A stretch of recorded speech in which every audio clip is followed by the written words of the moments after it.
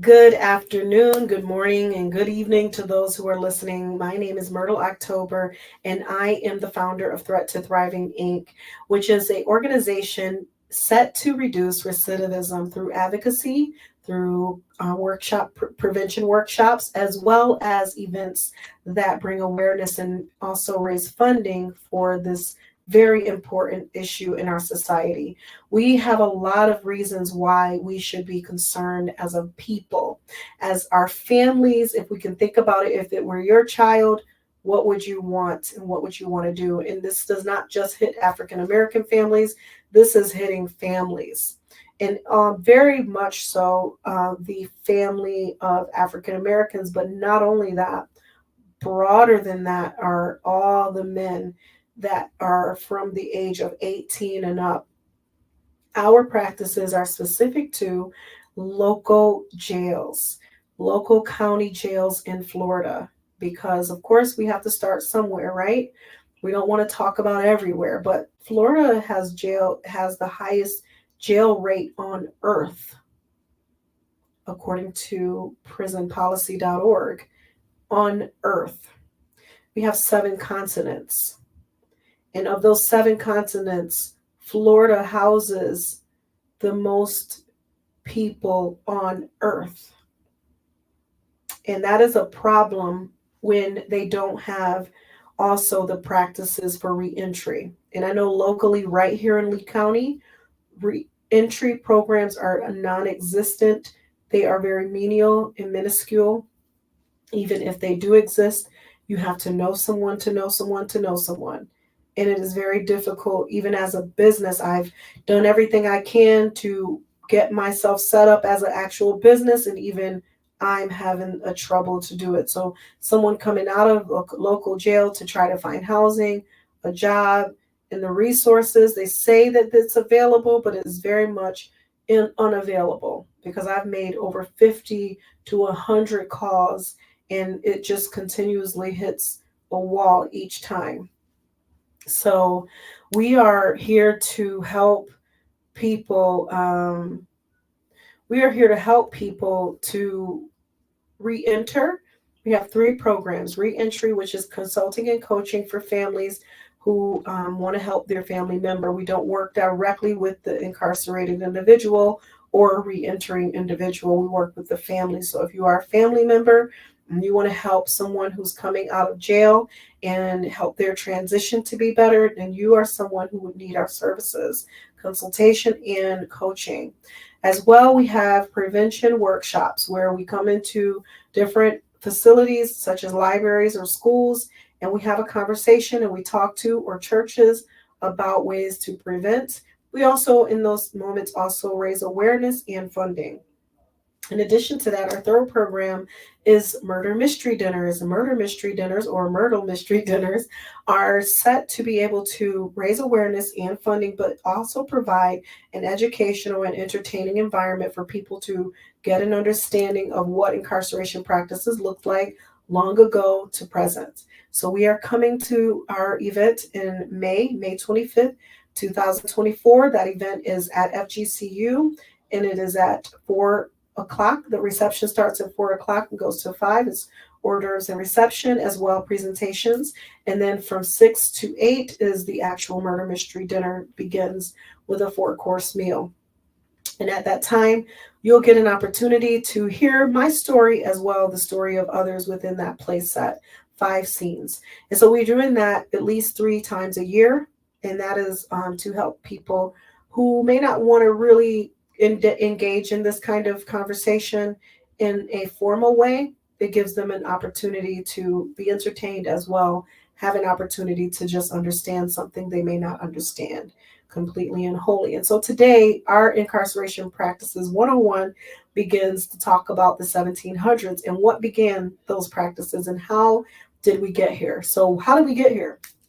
The 1700s was the beginning of all of that. And so if you look at the law, there's the Piracy Act of 1717, of which this event that's coming up in May will be based in the 1700s, and it'll be exhibits to help you to follow that storyline. That timeline does have a very, I would say, ugly history.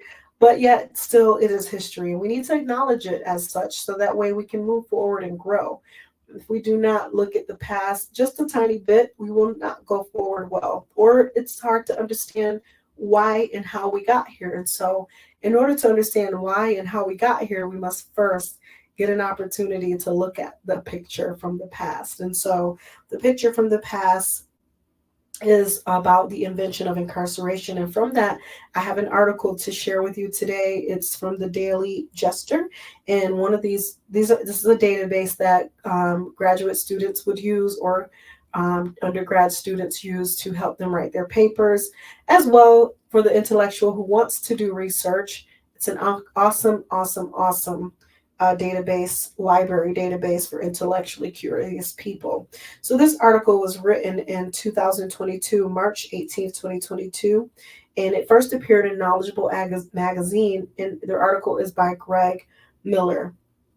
It's about a 12-minute read, and we're going to go ahead and dive right into this article, because what it does is gives you a little bit of an insight on what it is that what invented incarceration. I feel like this article really sums up a beautiful way how a Piracy Act of 1717 began, and what caused all of these things. And so we're going to go right into that and give you 12 minutes so that way you can understand a little more about the invention of incarceration.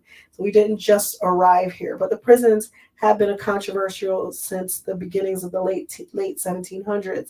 And so why do they keep failing to live up to the expectations? Well, let's listen. As a young girl growing up in Northern California, Ashley Rubin dutifully said her prayers each night before going to sleep. She routinely included what she now sees as a strange request: that all bad people go to prison. Here's the 8-year-old child who is not really old enough to understand the significance of any of this, but knows that sending people to prison is just what we do, says Rubin, who's now a sociologist specializing in U.S. prison history at the University of Hawaii, Manoa. The idea of punishing criminals with time in prison is so ingrained in our culture, she says, that most people assume that prisons have always existed. But they haven't. For most of Western history, long-term incarceration wasn't used as punishment. And many countries even had rules against it. Rubin tells Knowable, the idea of confining people for long periods of time as punishment was really quite revolutionary.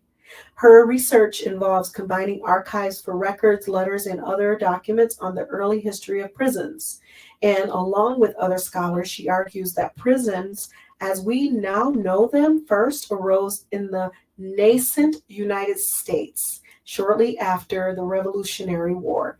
Jails used for short-term confinement have a much longer history in Europe and around the world. So, like I was saying, our practices are specific to the local jails. Those were the beginnings of all of this.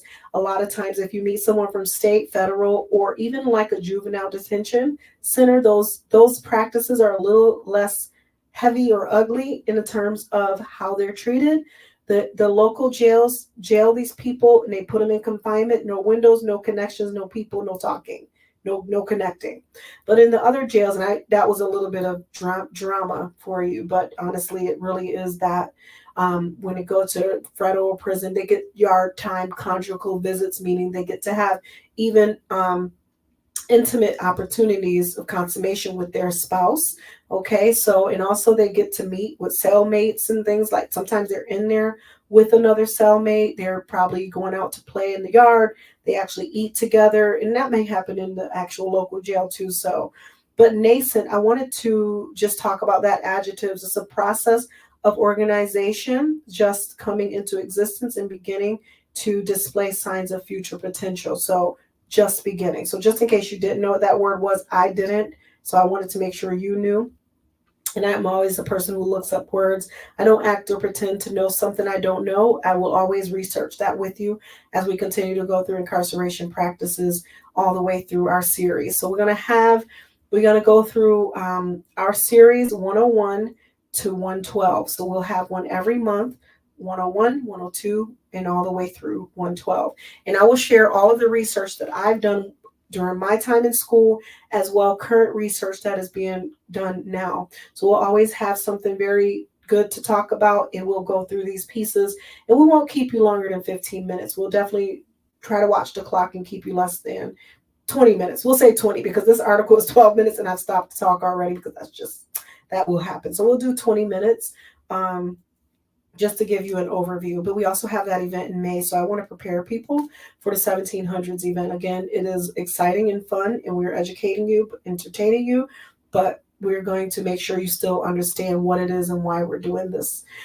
So here we go. So we'll go back to that sentence just so you have an idea. So her research involves combining archives for records, letters, and other documents on the early history of prisons, along with other scholars. She argues that prisons, as we know them, first arose in the nascent United States. So the beginning parts of the United States. United States is a new continent, new country. Shortly after the Revolutionary War, jails used for short-term confinement have a much longer history in Europe and around the world. So other places had started, but United States had um, a different way of doing things. Prisons were controversial from the start, and over the last 230 years, the public conversation about them in the United States has taken many turns. At first, Rubin says they were billed as humanitarian achievement, a more effective and more humane way to punish criminals than corporal or capital punishment. But their purported goals have shifted with time, with varying degrees of emphasis placed on protecting the public. Protecting the public. Okay, that's been that part.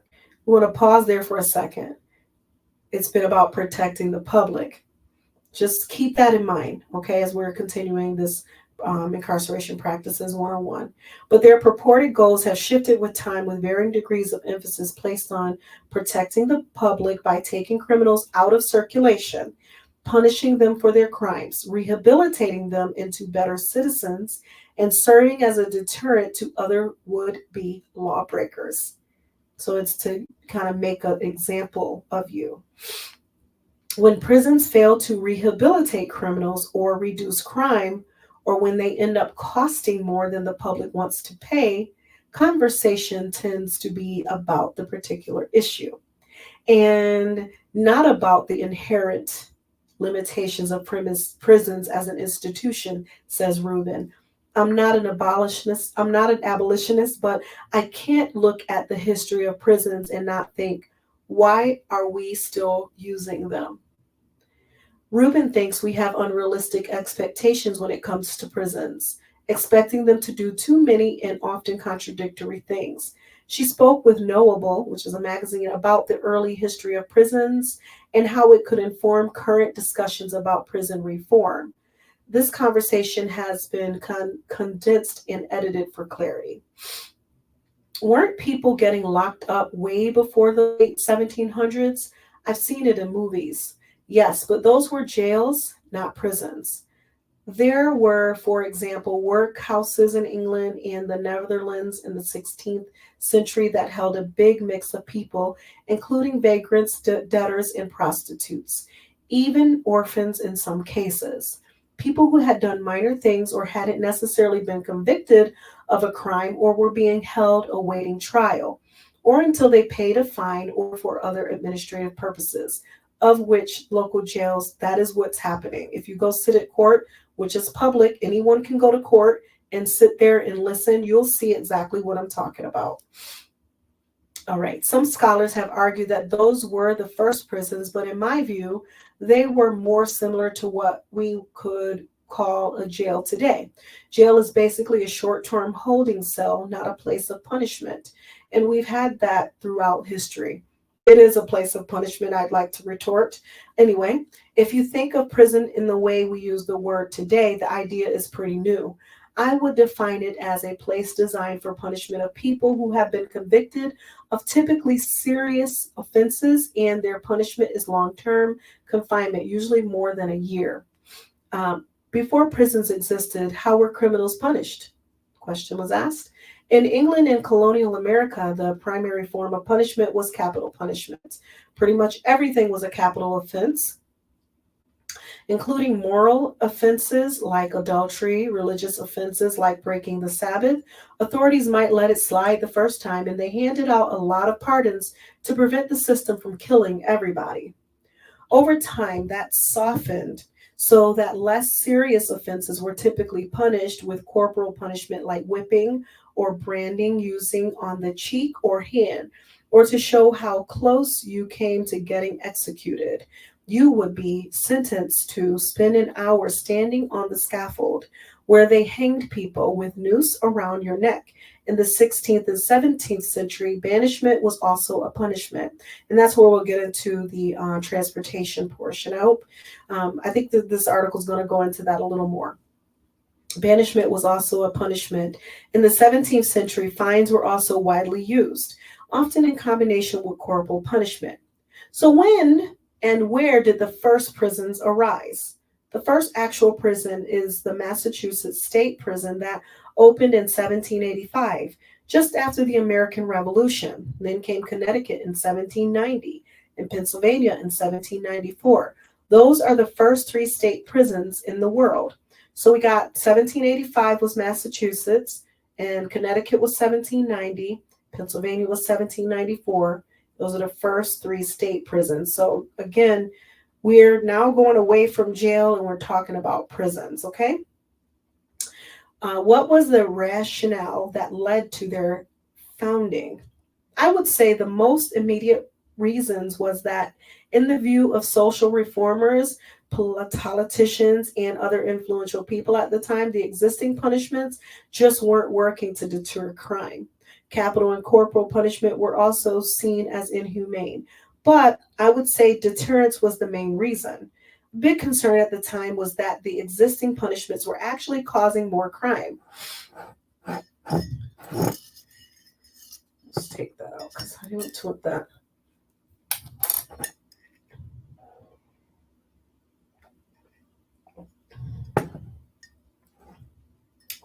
The fear was that people would go to an execution and get bloodlust and want to go kill people themselves. Prison advocates argued that people would hear scary stories about prisons, and the thought of being locked away from friends and family would terrify them into never committing a crime. Simultaneously, there was this movement to reform jails because the conditions were just terrible, grotesque even. There was a lot of frightening and fighting and corruption, and they were hot spots for diseases. Those ideas kind of came together. The desire for a new type of punishment and the need to reform the jails and pave the way for prisons as we now know them. Was rehabilitation ever part of the goal? That was another part of it. Prison advocates also thought that incarceration would be good because it would remove people from their bad environments. If you have a family that's not treating you well, or you've run away from an apprenticeship and fallen in with people who are a bad influence and you have access to alcohol, the idea was that they just needed to remove you from the environment and put you into a good, clean, moral environment. So I think some things often start with good intentions. And if you think of this and you hear it, you say, okay, good intentions were these advocates were thinking about ways that they could help people. All the early prisons for over a century involved hard labor. They thought criminals are lazy, so let's teach them discipline and put them to work. But there was also a little bit of recognition that people just hadn't been trained in a particular vocation, so they needed to be trained to do the work. There were additional educational and religious overtones. So if people were illiterate, they were taught to write and they were given moral guidance, which oftentimes was religious. Religion is a lot of things, huh? So they have a picture here of a factory, and I'll go ahead and try to post that later, and this article as well in the comments.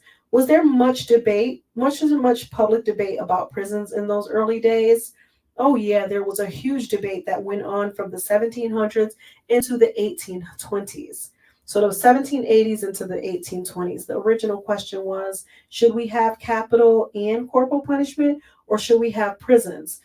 Who had pro capital punishment? People arguing that prison wasn't harsh enough. And you had pro prison people arguing that prison was more severe than capital punishment and that it's better in that way. But at the same time, the prison advocates were kind of speaking out of both sides of their mouths, trying to convince others that prison wasn't torture and to combat the common refrain that humans are social creatures and you can't deprive them of social intercourse. That was a major concern. What happens when you put human beings in long-term captivity? Capacity. How long were sentences in the early days of prisons? They typically were about a couple of years. The average wasn't that different from today, interestingly enough, except that there weren't very long sentences of life sentences. The longest sentences would be like 8 to 12 years in the early days. How did solitary confinement begin? The first prisons were mostly dormitory like facilities. They were cleaner and better run than jails had been, so they were much better at reducing. But by the 1800s or 1810s, people were starting to become concerned that putting prisons together was allowing them to infect each other with their criminality, that people would go to prison and become savvier in their criminality. In the first generation of prison, solitary confinement was sometimes used as punishment, but at the beginning of discussions about the second generation of prisons, many wanted to use solitary confinement for all prisons. Was that controversial at the time, they asked? There was an epic debate about the humaneness of all this got going in the 1820s. It focused on two prisons with different approaches to the problem of how to use solitary confinement and not kill prisoners or make them go insane. At Auburn State Prison in New York, prisoners worked in a large workshop during the day, but they weren't allowed to talk or even look at each other. They were socially but not physically isolated. In the evenings, they were confined to tiny individual cells. In contrast, at Eastern State Penitentiary in Philadelphia, prisoners were kept in solitary confinement around the clock, but they had rooms that were big enough for them to work in and access to a small private yard for fresh air.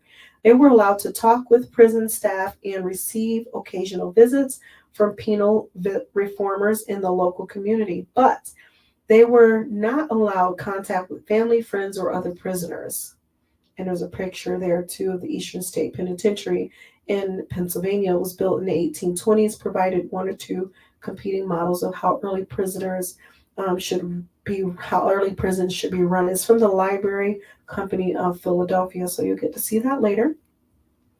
The Auburn system won out. The decision ultimately hinged on not on which system was more humane, but on the perception that the Auburn system was more cost effective and profitable. It used smaller cells, which were cheaper to construct, and factory style labor, which was generally considered more efficient. So Auburn wasn't actually more profitable, but people believed it was. By the 1850s, every state except for Pennsylvania had adopted the Auburn system. At that point, there's just no more controversy. Prisons were here to stay. And they asked the question, how would you characterize the public debate over prisons today? It's a weird time. It's very messy. We're in this moment of transition. On the one hand, activism is big right now, and there are calls to defund the police, more public talks, big books getting published about abolishing prisons. There are all discussions in mainstream newspapers about how abolition is more complicated than just getting rid of prisons. It requires reimagining society in a way that addresses the major oppressive structures that contribute to criminality, and necessitates punishment.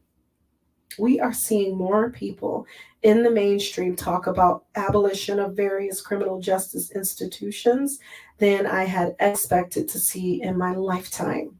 The biggest lesson of prison history is how prisons keep failing us, and yet we keep using them anyway. And that's by Ashley Rubin, sorry.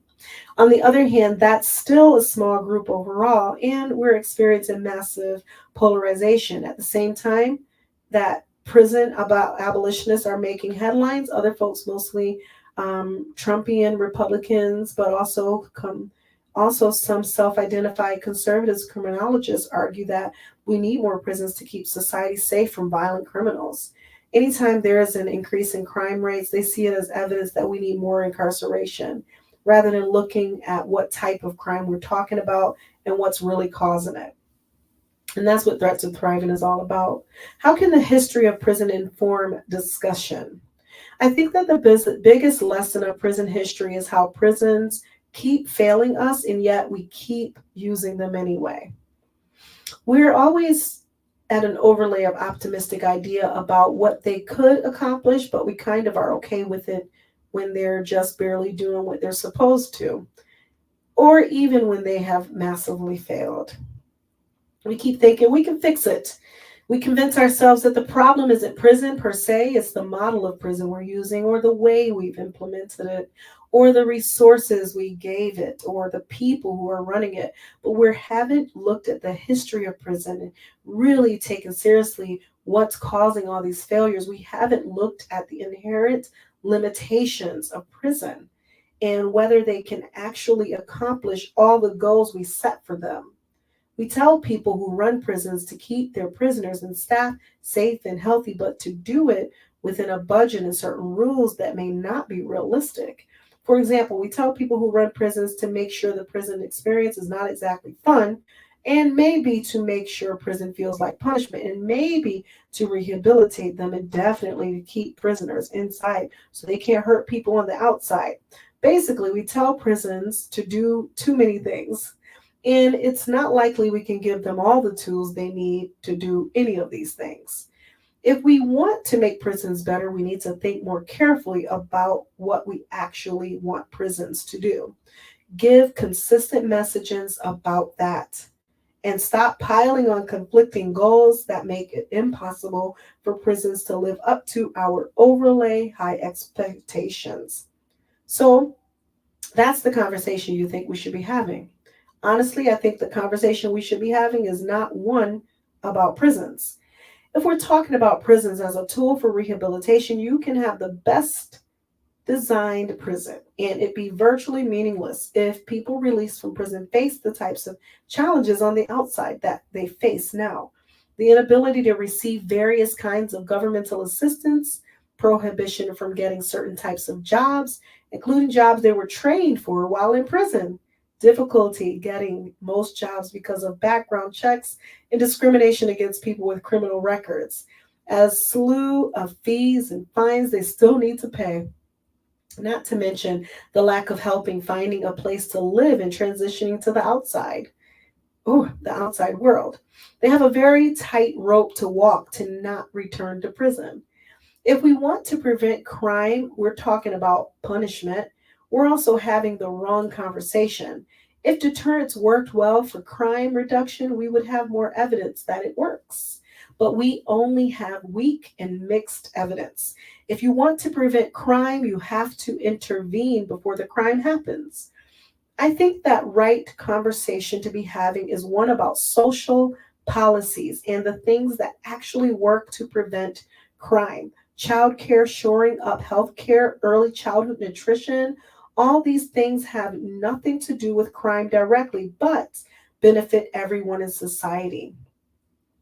So, we're going to talk a little bit more about behind the bars and the invention of mass incarceration. Prisons were once considered a sign of progress, a victory for public health that was more humane than disease ridden, overcrowded jails and the harsh physical punishments meted out on the town green. Yet today, prisons face a legitimacy crisis and are considered by many policymakers and reformers as a bloated, inhumane institutions. How did we get here? What's reasonable to ask of prisons, and do they ever work as intended? How is incarceration experienced by those who are imprisoned? Watch the discussion with formerly incarcerated writer and socialist to learn how the history of prisons can inform our understanding of mass incarceration today. So you can go to see that on JSTOR or daily.jstor.org. And you get to get more information about that. And there's a lot more articles that we'll go over in the next time together. So I really want to say thank you. Definitely don't want to go over 30 minutes here. So I just want to say thank you for tuning in. This is Myrtle October. I want you to go to threat2thrivinginc.org. As well, we have a hotline. It's 1-855-5THREAT. That's 1-855-THREAT. Thank you so much for your time and attention, and continue to have a beautiful, blessed day.